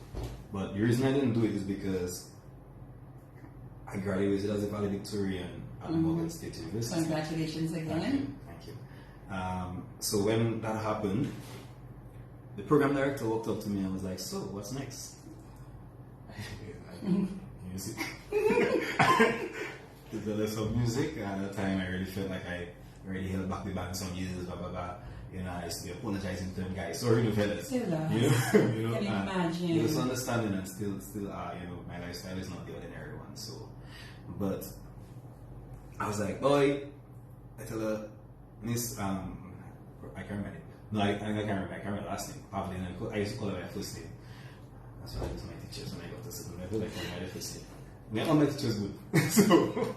so I say this, Pavlin, I honestly think I was going to do some music for some time. But when I do go back to my master's, I feel like I'm sure I will do my master's. But when I go back to my master's, I will do construction management or project management. That's what I told her. And she was like, no, these are not necessarily career paths. They're tasks. And she was like, if you do an architecture degree and a master's architecture degree, you can be any of these things. And then she was like, not just an architecture degree, but I think you should go to an Ivy League school. I was like, I asked her, what is an Ivy League school? Well, like, I was at college and I didn't know what that too much. I was like, Ivy League, you know what I mean? And you know, she was like, you know, we're talking about Harvard, Yale, Cornell, blah, blah, blah. And I was like, okay, like, that's those schools of the movies. That's it. You know, and yeah, she was literally, you know, started to pump some energy into me. I was saying that, you know, I think you're so intelligent that you shouldn't sell yourself short. If you're going to go to school, you should go to a school. You should go to a school that's going to challenge you and build you into a beast. And she was like, I see beast potential in you. I see that you're just supposed to be a champion. And, you know, she started to pump that energy into me, and I was just listening to her. Then I had a friend. Well, I have a friend from Kenya where I met in school. We met on the first day that I went to Morgan State University. His name is Andrew. And he was literally the first person I spoke to at the school. Still very good friends right now. And he decided that he's going to go to Harvard. But I was just finding out that he's the first student from that school to want to go to Harvard. So he was actually being laughed at by the student population. We went out at the HBCU, we went to black school, and they were like, Harvard not going to accept us as little black boys. So he literally told me that he's not going to let them crush his dreams. He wants to go to Harvard. So he was like, Shelly, apply. Let's go to Harvard. So I tell him, nah man, I work for 1 year. I meant then I don't do school. I was feeling a little window. So I did work for 1 year, and he went ahead of me. Okay. So when he went to the open house, he called me and he said, Shelly, this is the place for you. You need to come here. Apply, please. So he got in. He got in and he went to visit. Let's laugh at him now. No, actually, before he got in, he went to visit. So when he went to visit, a few days after was the application deadline. So that's why he was calling me to tell me the deadline is a few days. Shelly, you need to apply. And that's for me to start in 2017. I was like, bro, I just graduated. I need a break. I need to rest. Plus, Jelani and I just had to start doing illumination, you know, where you do illumination. I just had to perform. So I went to work. Then I applied to Harvard. I was like, okay, if I'm going to apply to Harvard, I should try something. And you worked in the US? Yeah. Okay. So I was just working at architecture firm in Baltimore, and I was like, let me just apply to Harvard, Yale, Cornell. Like, I just really see what this is about, you know. And you know, I had a little confidence that I would get in. Honestly, I think Virginia Tech was like it's a non-Ivy League school, not an Ivy League school, but that was my first choice because maybe I was selling myself a little short. I thought that's what I could achieve. And you know, I had people around me saying that you really get into Harvard. It's funny, but if I do, I do. And I got into Virginia Tech, and I probably didn't look at that acceptance letter more than once because I got into Harvard before that. So when I got the Harvard acceptance, I watched that. You couldn't believe that.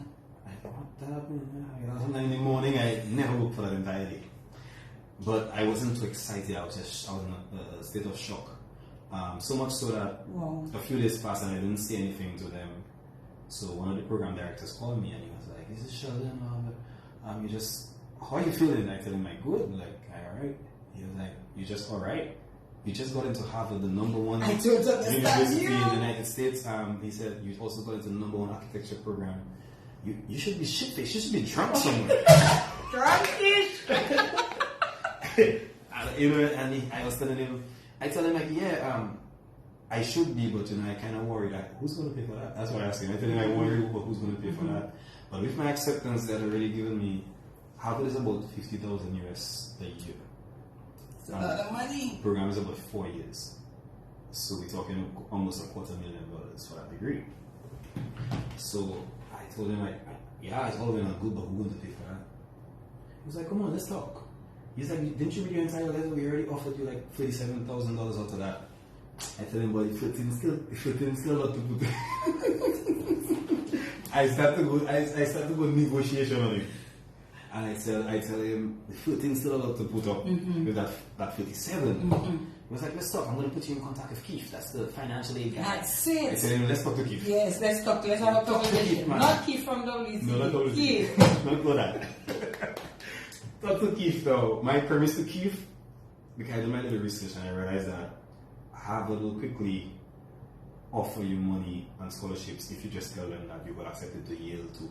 Oh. When I read that, I say, "Oh, I'm coming back." Call Keith. I say, "Keith, Yale just told me that they're going to give me a full scholarship. I told Keith, like, honestly, that's what I think you just told me. Oh my God. And Yale, Keith was like, no. Take it. Okay, Shelly, we're going to pay a full tuition. I said, okay, that's it. And that was it. All is good. Yeah, and that was it. And that was the moment. $250,000. And I was like, free education to have. But it wasn't free. I mean, when I look Yes. when I look back at it, the supplies, just rent is expensive in Boston. Of course. But I literally, I could say I got free education, you know, and that meant so much. Just knowing that this is a place that only a few get in, and this is not even just about demographics and black or white. Even people in the majority, white people don't get into Harvard like that. They celebrate it like it's impossible. So I know what a little boy of color had to do. I had to from a Caribbean island. Exactly. You know, I had to celebrate that hardcore, and I mean, I maybe still didn't celebrate it as loud as I needed to, but I know that it felt really good, and I also know that the mission was going to be very hard. And my first year, I struggled a lot. Okay. Real culture shock. I was like, boy, this is hard work. Can you do this? You know, I really had doubts. I had moments where I had to see counselors and therapists, you know, because it was just very overwhelming. It's a very challenging environment, but one thing that stuck with me from all my counselors and therapists, they were saying that you should not feel that you cannot do it. You should feel like the fact that you got into this place means that you and everybody else are on the same level. That's the blank slate. Being able to get into this place is what you should use as your inspiration to tell yourself you can get through this place. You got to it, so now you can get through it. And that was the moment where I had to kind of just take things slow, readjust, and start to apply myself. I mean, for it all, I was still doing my music. I think that kept me sane. Maybe distracted me at some, but it was an intentional distraction, you know. Never stopped doing music, even through all that. But I am happy for that challenge, and I think that was the most difficult thing I've experienced in my life. I will not do it again, I will tell you. I will not do it again, but I don't regret it at all. It was the most challenging 4 years of my life, but I made some meaningful connections, and I grew as an individual a lot. So at the end of it, what are you? What is that you gained? A master's degree in architecture. In architecture. Yeah. So I went to the School of Design. I did a master in architecture. Okay. Somebody's writing here. Yo, bro, you are such a great inspiration to the youth. Busy in a band and still able to do a master's program. Not just a master's program at Harvard. And that is the point for me that I hope that some are still up and listening and tuned in, and or they'll go back and look at this. What this person just said, Shelly, is important. Yeah. It is important because not many are able to achieve what you've been able to achieve. Not many have the talents that you've been born with and you honed. Yeah. You're under 30 and you've been able to do all of that. And that is why tonight I said, I would have really liked young people to tune into the program. Right. Now, if you notice the program, we had some fun, we had some laughs, but we also had our serious stuff that we had to speak about. And Shelly, your experience leaves you to say what to the young person who is still in high school, maybe even still in primary school, probably at sixth form college level, probably struggling academically. What is the message? Well, there are several messages, but when I look back at how I was able to do this, to kind of think of a formula to tell someone asking me a question like that, I firstly say that this couldn't be all me. I know for sure there was a divine power that was stronger than me that got me to get So that is the first thing we have to acknowledge. You know, the average young person needs to acknowledge that there is something bigger than us that's going to drive us through these moments and difficult moments, and even our dreams is going to redirect us and direct us to where we need to be going. And I like to say that firstly, it's like you gain control when you lose control in that divine power. Whatever you call that divine power, you call it God, Jah, Yahweh. That once you lose control in that being, you will gain back the control. And I think that's the first thing. I think the second thing is to be to try to understand yourself before anybody else can try to understand you. You know, I think that is the first thing. Try to figure out what you want for yourself and like dig deep into it. Try to become an expert at it. Expert doesn't mean paying, yet you can become an expert without paying $1. You know, everybody right now Wi-Fi is like a right. You know, everybody has Wi-Fi and internet. So you have to kind of become an expert before you even spend that $10,000 a semester, $20,000 a semester.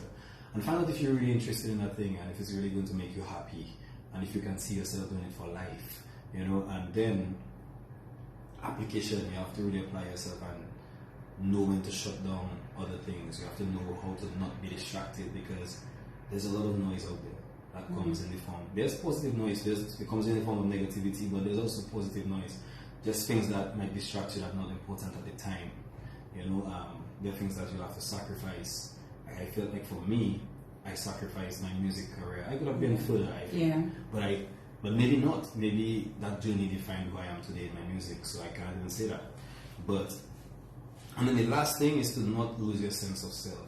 You know, I feel like a lot of people saw me do a Harvard degree and was just expected to never see me again because Shelly might land some big job in LA. Yes. Shelly gonna land. I had so many friends when I was going off to Harvard who said to me, "Don't forget me." Oh. You know, and that means that they had an expectation, or maybe they were afraid of something, because when people get to experience certain levels, experience life on certain levels, they tend to forget people, they tend to forget where they come from, they tend to forget themselves, they tend to lose themselves. So I always try to tell people, make sure you maintain your sense of self. Stay humble, stay on the ground. You know, remember the people that were there when you wasn't at that place. You know, have gratitude and show gratitude. Obviously, not everybody's going to make it along the way. You have fallen out, and that's life. But as much as you can, you have to show that gratitude and make sure you keep your sense of self, who you are. Agreed. You are the product, you are the service, you are everything. Yeah. Agreed, Shelly. And the whole experience, what did it teach you? That a little black boy from the Caribbean island can get to an Ivy League school. What were the lessons here? You can. That's the, you know, that you can, but you have to apply. I wasn't spoon fed. You know, I feel like even the fact that I got a full tuition, I got my tuition fully paid. I still work for that. You know, I still work to even get the tuition paid. You know, I negotiated and it's also smart. I use my smart, but it's also something that could have been taken away from me sometime along the process if I wasn't performing. Yeah, true. And you know, I have people that care so much about me when they see me come back to Dominica to perform. They're like, "Shelly, you're not in school, Shelly. Don't mess it up, don't blow it up." I said, "No, I don't have that in the country." With me, you know. Yes. And but the point is you can, and but it's really a mind game. Like you really have to sort of solidify your sense of self. And I always say that my goal is always to be, the most rounded person that I am. You know, I try to make sure that I'm not perfect, as we started the program by saying that, but I try to make sure that all the aspects of my being, I'm in touch with them. I'm in touch with my spirituality. You know, I still want to make money, but I still want to treat people good. I feel like I want to be doing all these things at the same time, so that can make me a complete individual. Somebody writes, Shelly, this guy must be used as a role model for the youth of our time. He's phenomenal. Is there a level of pressure that you feel in terms of, you know, being seen as that type of person, the one who could be a role model? Again, we said we are not perfect, but is this something that you feel that you can be a role model to others? Yeah, I think I naturally am a role model, and I don't feel any pressure because this is my state of being. This is who I am. You know, I'm not putting up a front. You know, there are things that happen in my private life that obviously people don't know of, and probably it's not their business. And maybe if people were to know, they'll be like, "Oh, Shelly's a role model or whatever." But the fact is, that's so that I'm not perfect, but I know how to respect my environment. True. You know, I know that there are things for certain places, there are things for not certain places, and there are some things that I do some places that I wouldn't do in another place. It doesn't mean that when you see me at another place, what Shelly is not another hypocrite. But the point is, I know how to respect my environment, and I didn't sign up to be a role model, but by default I am. You are. And I have to accept that. Okay. Where do we go from here, Shelly? What are you doing now? Is it music for now? Are you going to go back to the US? What is it? What is happening now? I live in the US. I live in the US. I live in Dominica. I call myself a global citizen, but I do live in both places. So I'm always back and forth. That's one. But one of the other reasons why I'm back and forth is because I'm actually a consultant to architects in Boston. Nice. And I consult on architectural acoustics, and that is pretty much. I knew your face. Oh gosh! I think you made the face there. I did. Say what? What? Yeah, so that pretty much is the art and science of how sound behaves in buildings. Sound. Imagine that. That's perfect. Right? Unbelievable. Focus. Once you focus, it can make it happen. What? Yeah. So look at how the two got to. married. Yeah, and that happened in Harvard. While I was in Harvard, I discovered that there was a field that could merge my two passions. And I was like, that just can't make sense. Incredible. That just can't make sense. Literally, a guy came to present on architectural acoustics, and he started talking about frequency and measuring reverb in a room and concert halls, how to kind of cater the music for a certain concert hall. And after he finished talking, I just went up to him and said, I'm Sheldon Alfred. That's it. I'm Sheldon Alfred, and I spoke to him, and he's actually the director, he's not the president, at the firm that I consult with. And they have pretty much, I've told them when they were interviewing me, I'm an artist and musician first, and I'm a reviewer. First? Yeah. And I went to sleep saying, okay, now they have the choice whether they want to hire me. Or not, but yes. I was transparent. You I told were them honest and upfront. I'm a musician first, and I'm everything else after. And up till this day, people see me traveling and say that man can never have a job.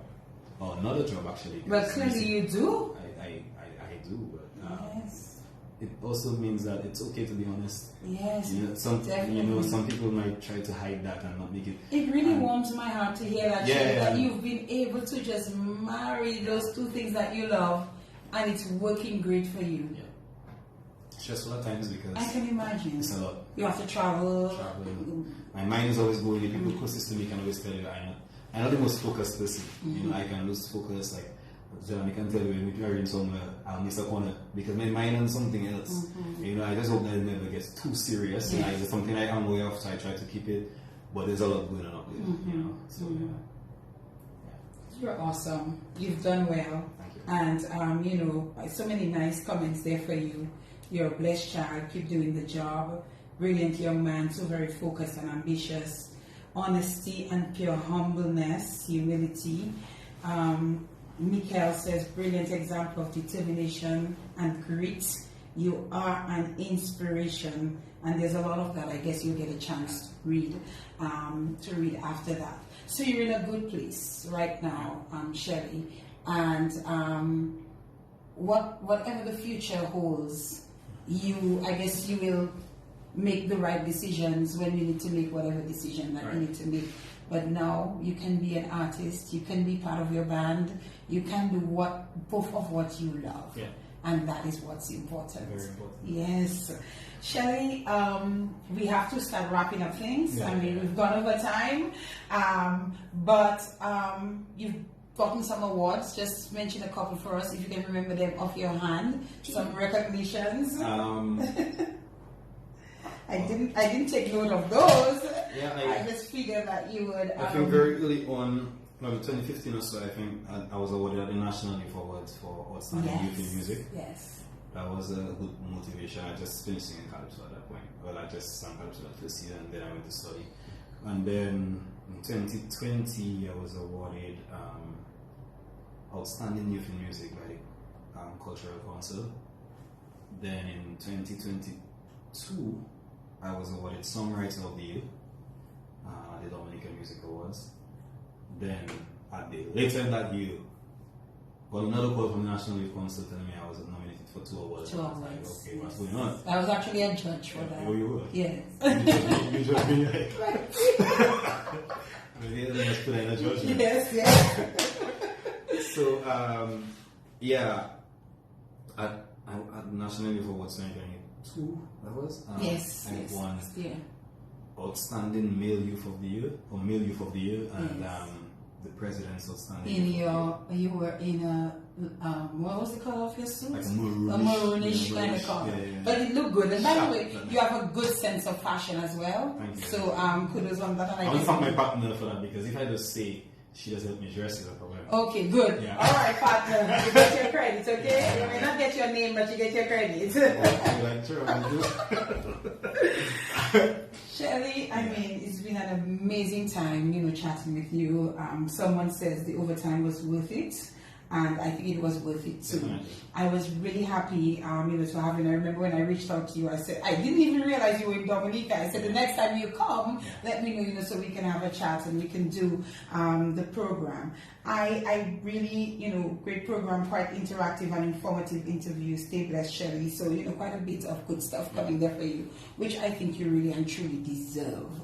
I think you're a shining example. We've already said you're not perfect, but I think you really are a role model for young people in Dominica. I really do hope, not just Dominica, I really do hope that some of them will get a chance to go back and view this program, or maybe listen to it again when I re-air it on radio during one of my open slots. Definitely want to be repeated.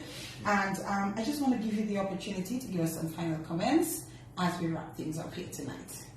Yeah, firstly, thank you for inviting me here. My pleasure. I love sort of settings like these and moments like these when I'm able to sort of just bask in some of the achievements and bask in the journey.